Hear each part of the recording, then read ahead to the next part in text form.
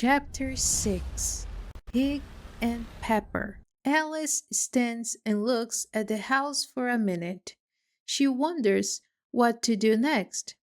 Then a footman in nice clothes runs out of the wood. Alice thinks he's a footman because of his clothes, but his face looks like fish. He knocks on the door loudly. Another footman with nice clothes opens the door. This footman has a round face and big eyes like a frog. Alice sees that both footmen have white curly hair. She is curious and wants to know what happens, so she moves closer to listen. The fish footman takes out a big letter from under his arm.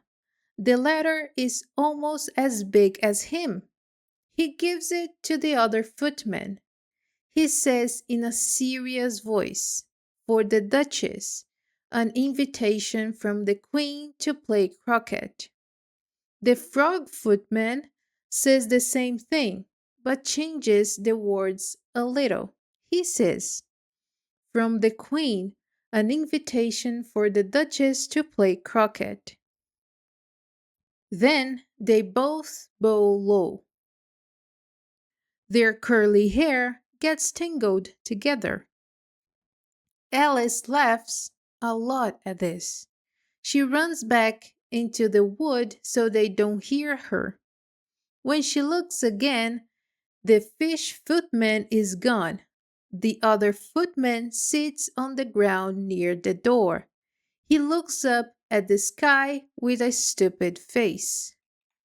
Alice walks to the door slowly. She knocks. "It's not good to knock," says the footman. "There are two reasons. First, I am on the same side of the door as you. Second, they made so much noise inside. No one can hear you." There is a lot of noise inside. There is constant howling and sneezing. Sometimes there is a big crash. It sounds like a dish or pot breaks. "Then how do I get in?" asks Alice. The footman doesn't listen to her. He says, "It might be good to knock if we have the door between us. For example, if you are inside, you can knock, then I can let you out." He looks at the sky all the time he talks. Alice thinks this is not polite, but she thinks, maybe he can help it.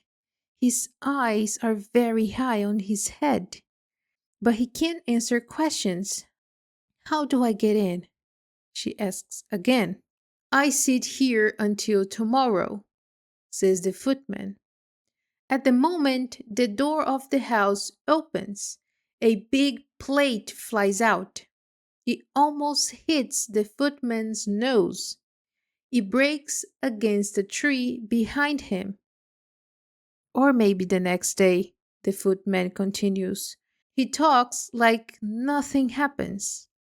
"How do I get in?" Alice asks again. She speaks louder. "Do you need to get in?" says the footman. "That's the first question." Alice knows this is true, but she doesn't like to hear it. She says to herself, "It's really bad. All the creatures here argue. It's enough to make someone crazy." The footman thinks this is a good time to say his words again. He changes them a little. He says, "I sit here on and off for days and days." "But what do I do?" says Alice. "Anything you want," says the footman. He starts to whistle. "It's no use to talk to him," says Alice. She feels desperate. "He's completely stupid." She opens the door and goes in. The door goes right into a big kitchen. The kitchen is full of smoke from one end to the other. The Duchess sits on a chair with three legs in the middle. She holds a baby. The cook stands by the fire. She stirs a big pot. The pot seems full of soup. There is too much pepper in the soup, Alice says to herself. She sneezes as she says it. There is too much pepper in the air. Even the Duchess sneezes sometimes. The baby sneezes and cries all the time. It doesn't stop. The only thing in the kitchen that don't sneeze are the cook and a big cat. The cat sits by the fire. It grins from ear to ear.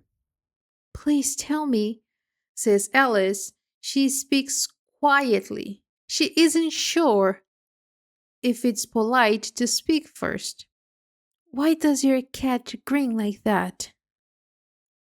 It's a Cheshire cat, says the Duchess. That's why. Pig. She says the last word so suddenly that Alice jumps. But Alice sees that the Duchess talks to the baby, not to her. So Alice feels brave. She talks again. I don't know that Cheshire cats always grin, says Alice. In fact, I don't know that cats can grin. They all can, says the Duchess, and most of them do. I don't know any that do, says Alice. She speaks very politely. She feels happy to have a conversation. I don't know much, says the Duchess. That's a fact. Alice doesn't like how the Duchess says this.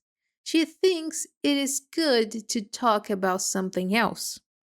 While she tries to think of something, the cook takes the pot of soup off the fire. The cook starts to throw everything she can reach at the Duchess and the baby. First, she throws the fire tools. Then, she throws many pots, plates, and dishes. The Duchess doesn't notice, even when they hit her. The baby already cries so much. It's impossible to know if the things hurt it or not. Oh, please be careful, cries Alice. She jumps up and down. She feels very scared. Oh, there goes his nose. A very big pot flies close to the baby's nose. It almost takes the nose off. If everyone minds their own business, the Duchess says in a rough voice, the world goes around much faster than it does. That's not good, says Alice. She feels happy to show some of what she knows. Think about what it does to day and night. You see, the Earth takes 24 hours to turn around on its axis. Speaking of axis, says the Duchess, cut off her head. Alice looks at the cook. She feels a little worried. She wants to see if the cook listens to the Duchess, but the cook stirs the soup. She doesn't seem to listen. So Alice talks again. 24 hours, I think, or it is 12.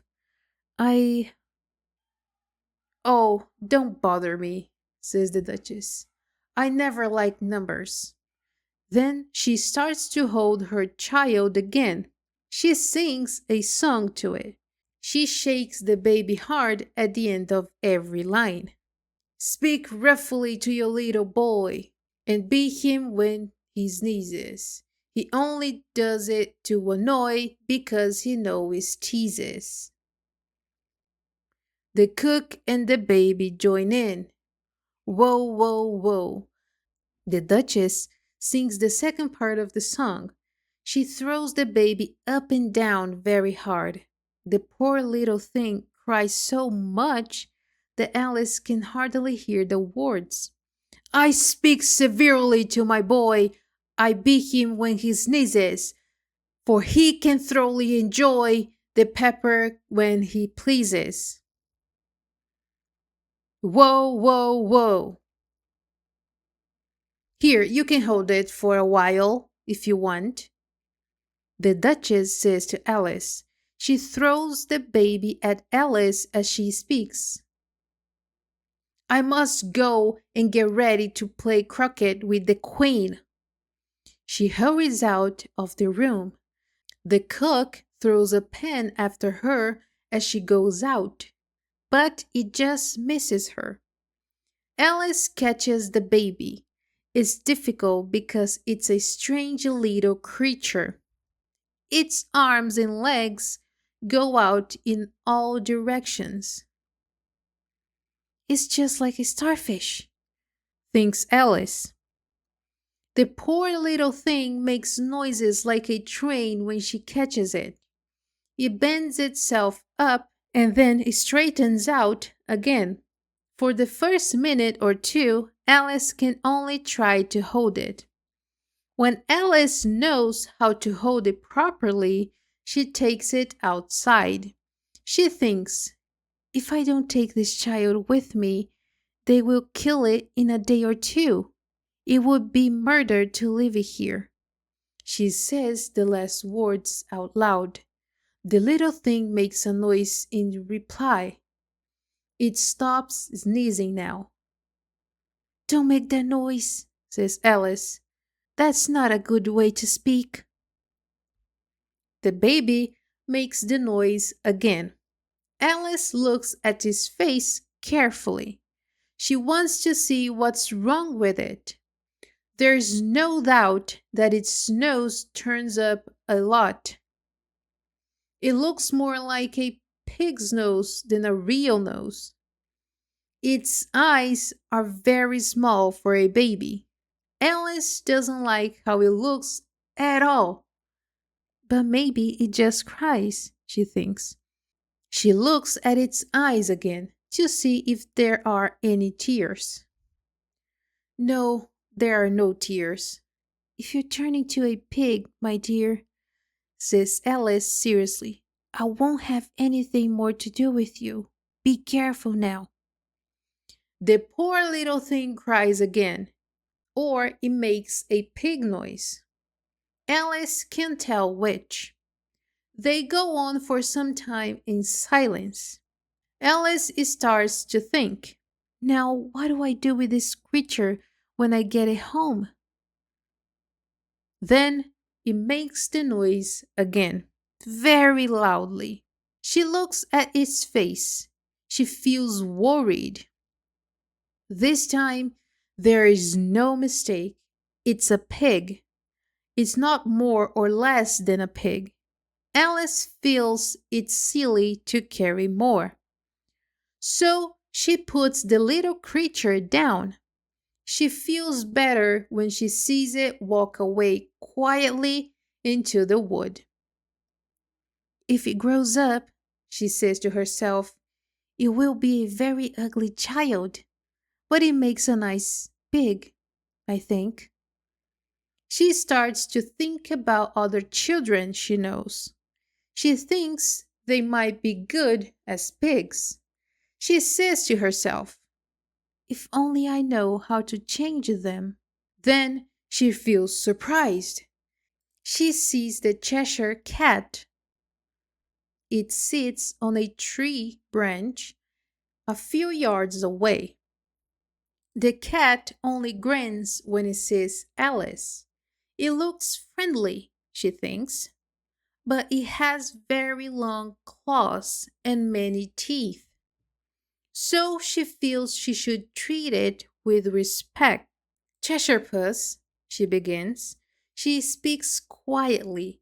She doesn't know if he likes the name, but he only grins a little wider. Good. It's happy so far, thinks Alice. She continues. Can you please tell me which way I should go from here? That depends a lot on where you want to go, says the cat. I don't care much where, says Alice. Then it doesn't matter which way you go, says the cat. As long as I get somewhere, Alice adds to explain. Oh, you're sure to do that, says the cat. If you only walk long enough. Alice knows this is true, so she tries another question. What kind of people live around here? In that direction, the cat says.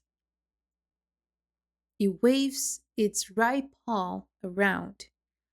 A hatter lives there, and in that direction, it waves the other paw. A March hare lives. Visit either one you like. They're both mad.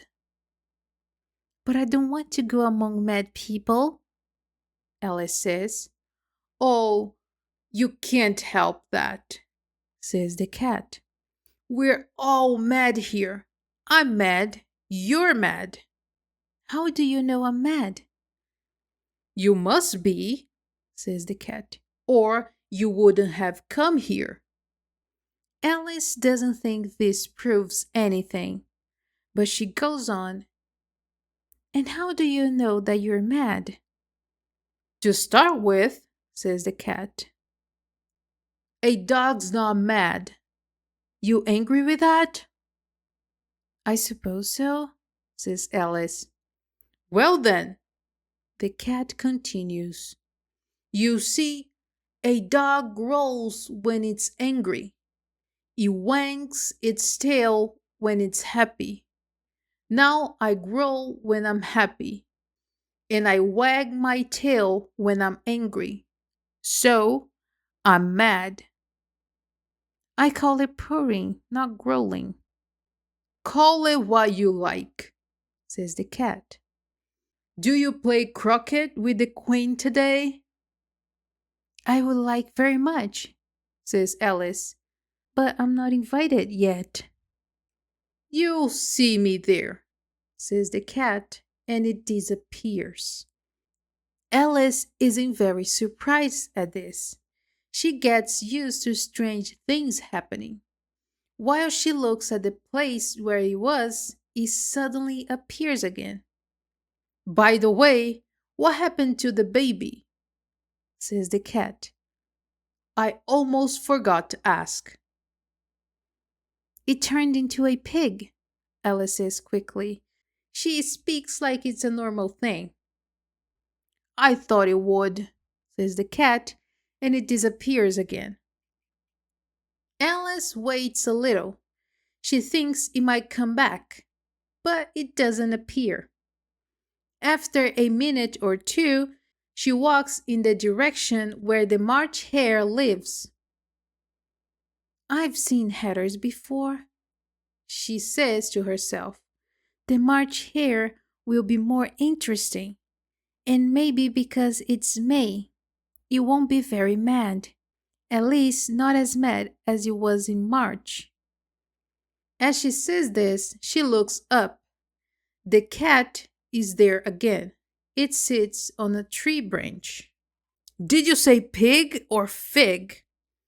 Says the cat. I said pig, says Alice. And I wish you wouldn't appear and disappear so suddenly. You make me feel dizzy. All right, says the cat. This time it disappears very slowly. It starts with the end of its tail and it ends with a grin. The grin stays for some time after the rest of it's gone. Well, I often see a cat without a grin, thinks Alice, but a grin without a cat is the most curious thing I ever see in my life. She doesn't go much further because she sees the house of the March hare. She thinks it must be the right house. The chimneys look like ears, and the roof is made of fur. It's a very big house. Alice doesn't want to go closer until she eats some more of the mushrooms. She makes herself about 2 feet tall. Even then, she walks towards it slowly. She says to herself, "What if it's very mad after all? I almost wish I go to see the hatter instead."